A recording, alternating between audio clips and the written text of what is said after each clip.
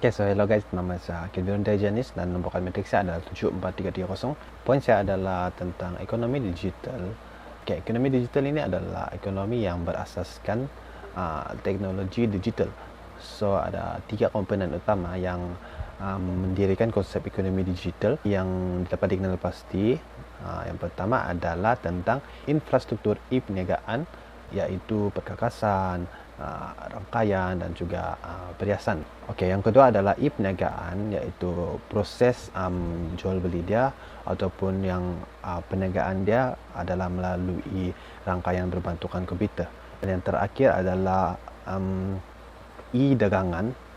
Ini adalah peralihan atau pengangkutan bahan yang sedang dijual beli.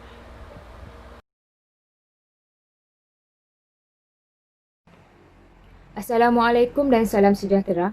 Ekonomi digital merujuk kepada ekonomi yang didasarkan pada teknologi perkomputeran digital. Walaupun kita masih menganggapnya sebagai menjalankan perniagaan melalui pasaran berdasarkan internet dengan World Wide Web. Ekonomi digital juga disebut sebagai ekonomi internet, ekonomi baru atau ekonomi web. Semakin lama, ekonomi digital saling berkaitan dengan ekonomi tradisional menjadikan persimpanan yang jelas semakin sukar. Ini terhasil dari berbelian sambungan dalam setiap hari di antara orang, perniagaan, peranti, data dan proses. Ekonomi digital disokong oleh penyebaran teknologi maklumat dan komunikasi di semua sektor perniagaan untuk meningkatkan produktivasinya. Sekian, terima kasih. Saya Airin Azrin binti Mustafa Bakri, nombor matrik 68972 daripada program sinematografi, wakil daripada kumpulan 5. Ekonomi digital. Contoh syarikat yang saya ambil untuk ekonomi digital ialah syarikat Grab. Grab merupakan sebuah syarikat yang menawarkan perkhidmatan pengangkutan.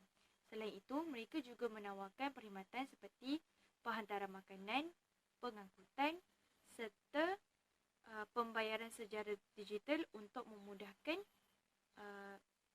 semua rakyat pada waktu kini. Terima kasih. Topik yang seterusnya ialah mengenal pasti isu yang timbul dalam sosial media mengenai ekonomi digital dan budaya masyarakat Malaysia. Pelbagai isu yang timbul dalam pembelian secara online. Antara isu yang timbul dalam sosial media di kalangan rakyat Malaysia ialah penipuan dalam pengiklanan produk atau barang dalam ekonomi digital. Hal ini kerana setengah masyarakat Malaysia tidak melihat feedback sebelum membeli. Nak belilah.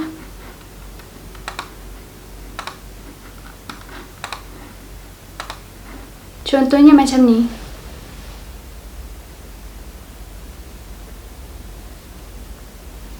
Tak sama langsung. Assalamualaikum dan salam sejahtera. Nama saya Muhammad Amirul Ashraf Bintan Jalani. Hari ini saya akan membincangkan tentang isu sistem web atau transaksi pembayaran yang rumit.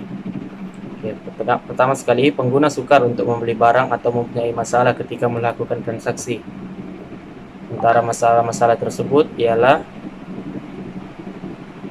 hubungan perbankan dalam alam maya atau internet banking menyukarkan pengguna melaporkan masalah yang dihadapi berkaitan akaun. Seterusnya ialah masalah yang sering dihadapi oleh pembeli ketika melakukan pembayaran online ialah kemungkinan transaksi gagal ataupun tersilap dalam melakukan transaksi.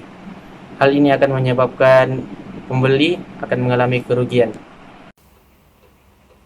Sebelum membeli di atas talian, para pengguna perlu membuat kaji selidik terhadap peniaga.